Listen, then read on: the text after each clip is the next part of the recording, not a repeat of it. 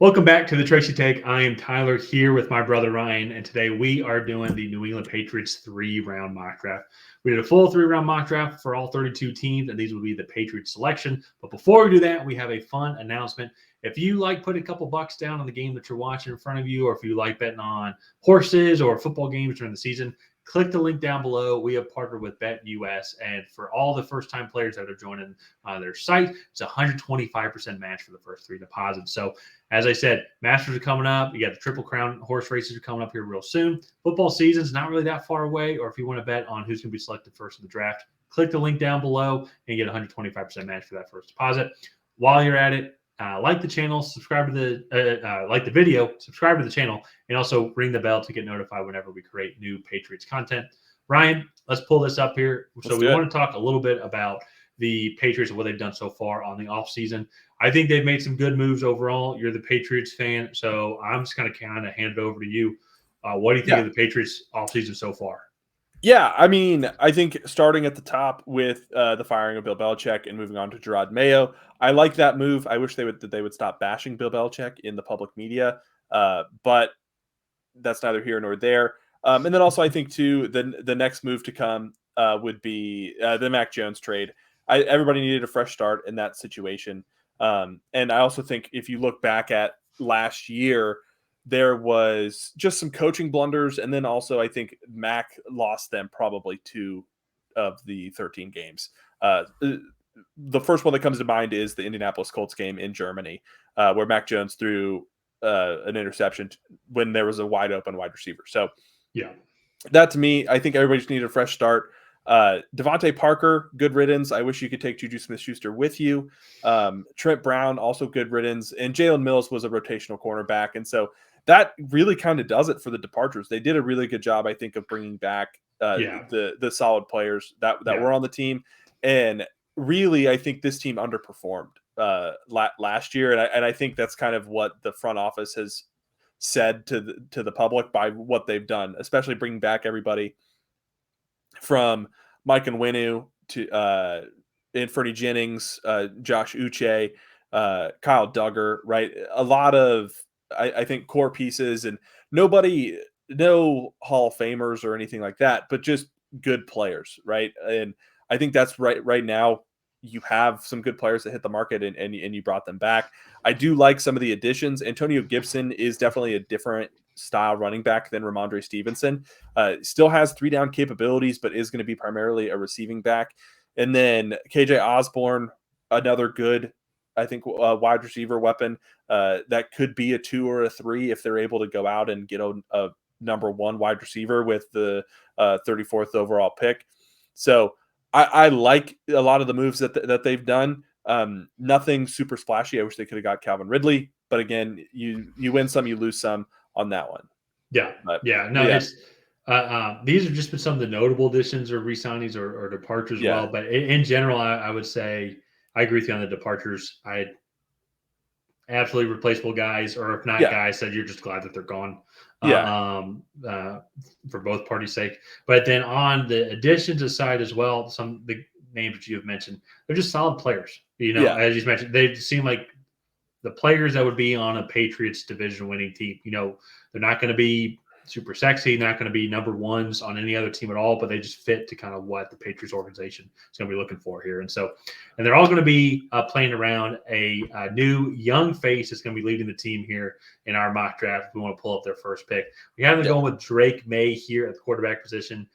Patriots are in a very unique spot here. I've heard reports that they're going to be they're sticking at QB no matter who. But even what you've talked about, we're recording this today, Monday the 25th, and you heard Gerard Mayo talk today about Drake May as well. You think that they still go with Drake May? Do you think they go receiver or offensive tackle? I mean, the outline of what Gerard Mayo said about Drake May was not very promising. Basically, when asked what he thought of Drake May as a prospect, he said he did well in his combine interview. He really likes some of his plays on tape. But when you're evaluating a player at that position, you not only have to evaluate their ceiling, but you also have to evaluate their floor and how low that could be. And that, to me, I think speaks volumes because he said that whole second part unprompted. Mhm. just kind of elaborating on that question. And so I think maybe the Patriots aren't as high on Drake May as some other teams might be. And I do think that he has had a little bit of a fall from grace. I personally, the more and more I watch him, and maybe it's a little bit of prospect fatigue, but the more and more I watch him, the more and more I do see flaws in his game. And I look at Caleb Williams, Jaden Daniels, even like a guy like Bo Nix, Mhm. and honestly JJ McCarthy as well. I don't quite see the uh, same flaws, especially not in the same amounts of flaws Mhm. in their game. But I do think, from a physical tools perspective, he's has great physical attributes. He's very athletic. He has a really solid arm. When he's able to play in rhythm, he does do really well. And I think if you go back and watch him in 2022 when he had a better offense around him, I really like kind of what he did there. Now 2023 scares the crap out of me because he has some really solid plays and then like just misses some wide open wide receivers. So it's going to be a really interesting uh, process that we're going to see kind of play out. But I do think that maybe NFL teams are a little bit lower on Drake May than like just regular people like us are. Yeah, yeah. It's going to be interesting to see what they do here because it obviously now the notable team it is going to be Minnesota that would want to Yeah. trade up. But do they really want to go all the way back to 11 and actually be picking behind the Jets as well with that trade? I mean, and now they would definitely get 2 first-round picks in this year's class and probably a first then in next year's class as well. Yeah. And then So and then some. You're right to move up that far. Or like if you don't like Drake May, you need receivers. I mean, the Marvin Harrison Jr. is going to be the guy, and I'm guessing you're going to roll with Bailey Zappi or with Jacoby Brissett, and which it's not even like Bailey Zappi was horrible last year. I mean, not the ideal choice, probably the worst starting quarterback in the league. I would say, yeah. but there's a bunch of great starting quarterbacks, so it's I I could see the argument how like you know what you're getting with Bailey Zappi, and if to Gerard Mayo's point, and if you're interpreting it correctly, like if you think his floor is super low and you don't really know how low that could be, maybe you just roll with Bailey Zappi and you take Marvin Harrison Jr., who I'm not going to say is a sure thing, but it's like he's the best receiving prospect we've seen in a really long time. You know, Yeah. nothing's a sure thing. I, You to know, me, I think the last thing I'll say about this pick, then we can move on, is this is a quarterback or a trade back. That's that to me is the process here. I If they don't like Drake May and they want to move back to 11, I think that's fine. You give yourself the ammunition to move up back into the top 10. If a guy like, let's say the uh, Chargers want to trade back from 5, maybe you throw 11 and 34 at the Chargers to move up to 5, and then you have 5 and 23. And mm-hmm. and that's still to me a lot better than 3 and 34.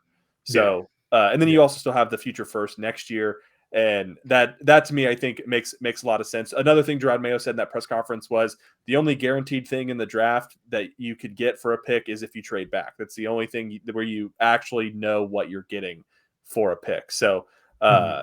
that is, I think, speaks loudly, especially in the media. So let's move Yeah, on though to pick 34, where we have AD Mitchell falling here. Had a great combine. He has really great tape. He has great physical attributes. I do think he needs some development on his like route running footwork. His feet get really choppy and a little bit repetitive, where he just kind of needs to plant his feet and get out of his break. And I think that's probably his biggest development there. But he has good hands. He's extremely athletic. Obviously, he ran this at 6'2", 205. He ran a 4.35 40. So I really like this fit here. If they don't like him, I like Xavier Legette for the Patriots. I just like the size of those guys in this offense because they have the Demario Douglases, they yeah. have the Kendrick Bournes that are like on the smaller side. They don't have that big rebounding X receiver.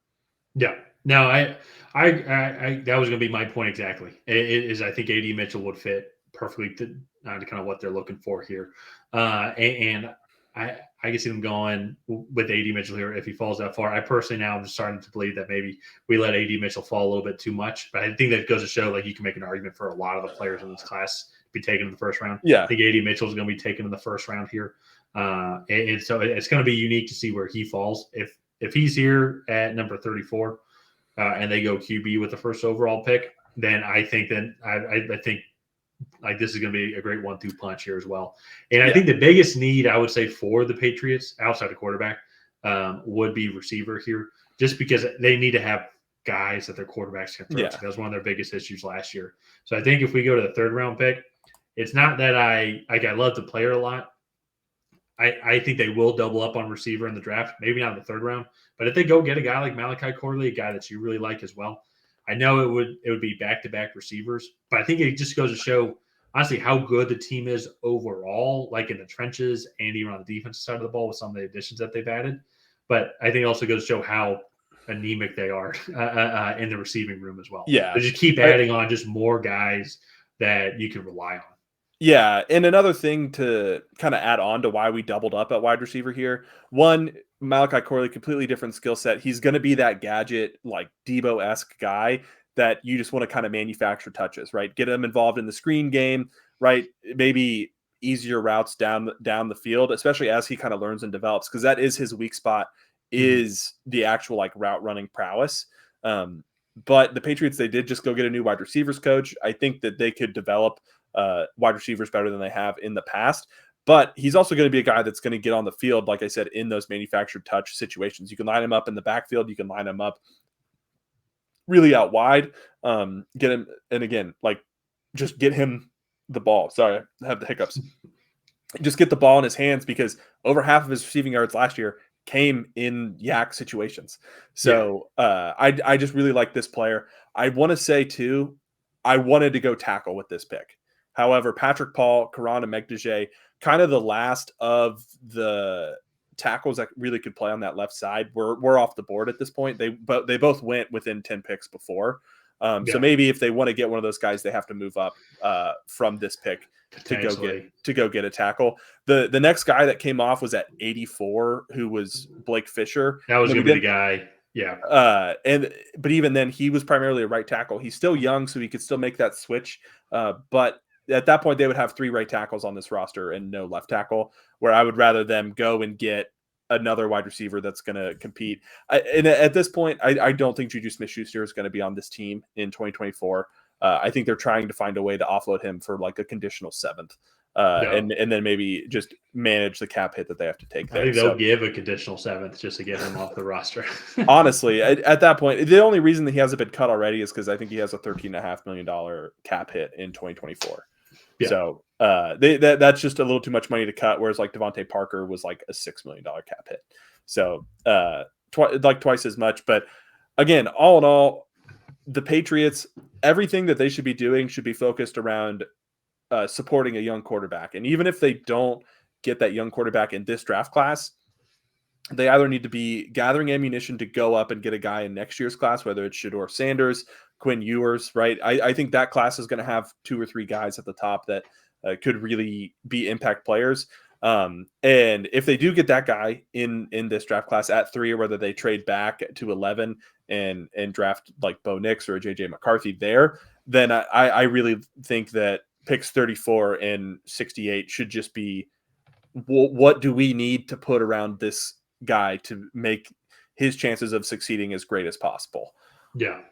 Carson Beck also too from UGA is going to be coming out as well. I'm curious about him. So next year's quarterback class could be better than initially expected. So if they want to go that route, I could absolutely see that as well. It's going to be unique how the Patriots go, because initially, like I just thought like Atlanta's going to be the one at number 8, where if there's going to be some movement in backwards or whatnot, that could be the spot. But the Patriots don't like Drake May, and if they want to go, it'd be like, we'll just go take whoever it is outside of this guy. Unless if he falls down to 11, he won't fall down to 11. I completely take that back. He'll go to New York at 6 if the Patriots could be that spot where there could be some major movement here. Yeah. So Let's go ahead and wrap up this video here. If you guys have not already, please go ahead and like and subscribe. Leave a comment down below on what you thought of this New England Patriots 7-round mock draft. Did you love it? Did you hate it? What would you do differently? And on that, we'll see you guys next time.